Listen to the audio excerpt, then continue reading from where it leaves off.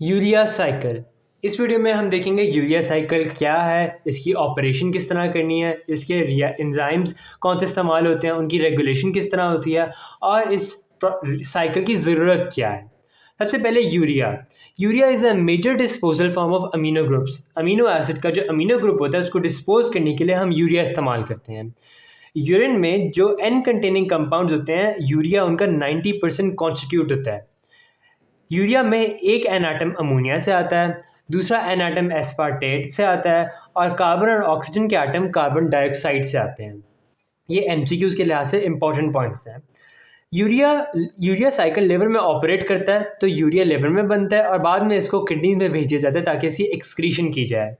Urea cycle के पहले दो स्टेप्स माइटोकॉन्ड्रियल हैं और बाकी तमाम स्टेप्स साइटोसोल में टेक प्लेस करते हैं। अब हम देखते हैं यूरिया साइकिल। देखें, ये पूरा जो साइकिल है ना, इसको कहते हैं यूरिया साइकिल। यहाँ पे यूरिया कहाँ है उसको भी देखते हैं। सबसे पहले तो कोई भी साइकिल याद करने के लिए आपको उसके जो साइकिल है ना, उसके बेसिक कंपाउंड्स का जो कि उसका स्केलेटन बना रहे होते हैं उनके नाम आने चाहिए। In this case intramitochondrial we have ornithine, उससे बनता है सिट्रुलिन, और माइटोकॉन्ड्रिया के बाहर सिट्रुलिन बाहर आता है, उससे बनता है आर्जिनिनोसक्सिनेट, उससे आर्जिनिन और ऑर्निथीन। इनके लिए मैंने एक निमोनिक बनाया हुआ है। 1 crow can argue against an owl. 1 crow can argue against an owl. ठीक है, इस निमोनिक से आप याद करें। पहले इसका बेसिक स्केलेटन है। अब आगे देखते हैं इसके एंजाइम्स। देखें, ये आ गए इसके एंजाइम्स।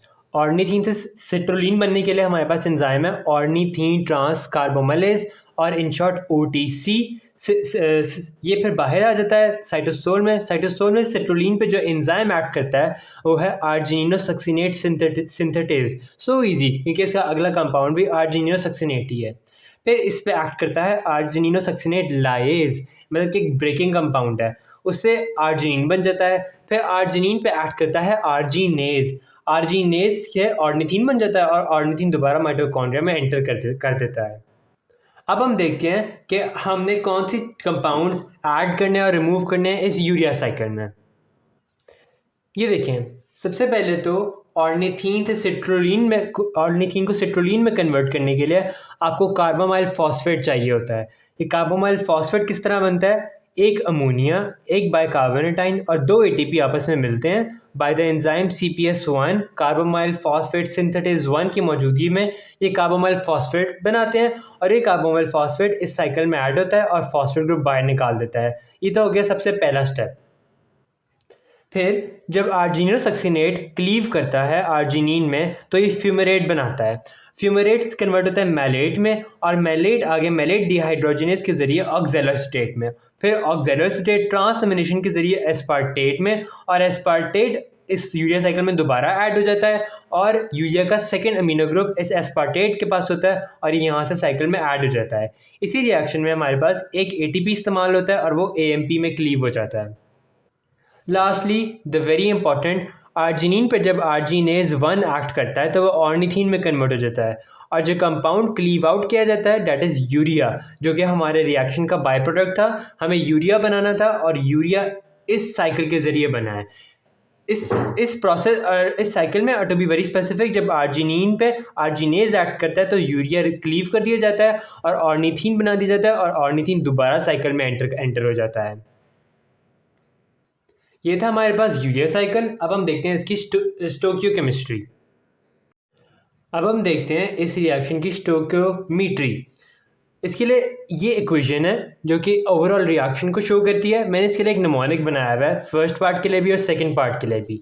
फर्स्ट पार्ट के लिए अ naughty horse always hums, a naughty horse always hums, aspartate, ammonia, HCO3, ATP and water. ठीक है, और सेकंड पार्ट के लिए मैंने बनाया हुआ है unicorns fly above a purple planet, unicorns fly above a purple planet, यानी urea, fumarate, ADP, AMP, inorganic phosphate and inorganic phosphate. ठीक है, इनके लिए ये निमोनिक है। अगर हम सारे रिएक्शन को समेट करें, इस रिएक्शन को जो कि अभी हमने कंप्लीट किया इसको समेट करें, तो ये इसका ओवरऑल इक्वेशन बनती है जो कि यहाँ पे लिखी हुई है और इन नमोनिक्स के ज़रिए इसको याद किया जा सकता है। थोड़ी सी इसके बारे में बातें देख लेते हैं। 4 हाई एनर्जी फॉस्फेट बॉन्ड इस्तेमाल होते हैं एक यूरिया साइकिल में। यूरिया साइकिल की बहुत ज़्यादा नेगेटिव जी होती है, मतलब यूरिया साइकिल हीट लिबरेट करता है। हमने पढ़ा था सबसे पहले कि यूरिया साइकिल का एक एनाटम आता है अमोनिया से और दूसरा एस्पार्टेट से। हम इस तरह भी कह सकते हैं कि दोनों एनाटम्स ग्लूटामेट से आते हैं, क्योंकि ग्लूटामेट इमीडिएट प्रिकर्सर है किसका, अमोनिया का भी और एस्पार्टेट का। अमोनिया का कब, जब इसकी ऑक्सीडेटिव डीअमीनेशन होती है, और एस्पार्टेट का कब, जब वो एस्पार्टेट ट्रांस अमीनेज के ज़रिए ट्रांस अमीनेशन रिएक्शन के में जा रहा होता है। ये थी हमारे पास इस अमोनिया यूरिया साइकिल की थोड़ी सी बेसिक स्टोकियोमेट्री। अब हम देखते हैं इसकी regulation. For the regulation of urea cycle, इनमें से कौन सा स्टेप है जो कि रेगुलेट किया जाता है? इनमें से ये सबसे पहला स्टेप CPS1 वाला, ये वो स्टेप है जो कि रेगुलेट किया जाता है। ये देखें, CPS1 है ना, कार्बामाइल फॉस्फेट सिंथेटेज 1, इसका एक एक्टिवेटर है जिसे कहते हैं N-एसिटाइल ग्लूटामीन, और in short NAG। NAG activate करता है CPS1 को और इसकी एफिनिटी बढ़ाता है ATP के साथ। तो जब ATP के साथ इसकी एफिनिटी बढ़ जाती है, तभी हमारे पास रिएक्शन प्रोडक्ट कार्बामाइल फॉस्फेट बनता है और वो आगे साइकिल में ऐड होता है और इस तरह यूरिया साइकिल कंटिन्यू करता है। ये थी इसकी रेगुलेशन विद NAG। अगर हम NAG की सिंथेसिस भी देखें तो एसिटाइल को वे ग्लूटामेट के साथ मिलता है, सिंथेटेज एंजाइम एक्ट करता है और वो NAG बना देता है। आर्जिनिन इसको सपोर्ट करता है और NAG फिर बाद में क्लीव होकर दोबारा एसिटेट और ग्लूटामेट में कन्वर्ट हो जाता है। अब हम देखते हैं यूरिया साइकिल की कुछ और रेगुलेशन, वो किस तरह की जाती है। मेरा मतलब एलोस्टेरिक के अलावा रेगुलेशन, वो दो किस्म की होती है, एक शॉर्ट टर्म या long term. Short term depend करती है सबस्ट्रेट की अवेलेबिलिटी पे और लॉन्ग टर्म डिपेंड करती है एंजाइम इंडक्शन पे। पहले शॉर्ट टर्म को देख लें। सबस्ट्रेट अवेलेबिलिटी, यूरिया साइकिल का सबस्ट्रेट क्या है, अमोनिया। अमोनिया जो कि एन कंटेनिंग कंपाउंड है, ये कहाँ से आता है, ये आता है अमीनो एसिड की डिग्रेडेशन से। तो ये nutritional state of the person पर डिपेंड करता है। जब वेल फेड स्टेट है तो अमीनो एसिड्स बहुत ज़्यादा होंगे बॉडी में और वो सिंथेसाइज हो रहे होंगे, उनकी डिग्रेडेशन नहीं हो रही होगी, तो सबस्ट्रेट अवेलेबिलिटी कम होगी। मगर जब स्टार्वेशन होगी, जब हमें ग्लूकोनियोजेनेसिस करानी पड़ेगी, जब हमें प्रोटीन्स को ब्रेक डाउन करना पड़ेगा, तब अमीनो एसिड की कैटाबॉलिज्म ज़्यादा होगी, तो तब स्टार्वेशन के केस में सबस्ट्रेट्स की तादाद बढ़ जाएगी। लॉन्ग टर्म में आए तो एंजाइम इंडक्शन ये हार्मोन्स पे डिपेंड करती है। कुछ हार्मोन्स होते हैं एनाबॉलिक लाइक इंसुलिन, वो प्रोटीन की सिंथेसिस को फेवर करते हैं, तो वो ऐसी एंजाइम्स वो यूरिया साइकिल वाले एंजाइम्स को डाउन रेगुलेट कर देते हैं। और कुछ ऐसे हार्मोन्स होते हैं लाइक कॉर्टिसोल जो कि ब्रेकडाउन वाली स्टेट को फेवर करते हैं। उनकी केसेस में ये जो यूरिया साइकिल वाले एंजाइम्स है इनकी अप रेगुलेशन हो जाती है। That was all about urea cycle. I hope you find the video useful, and if you do give it a thumbs up. Thank you so much.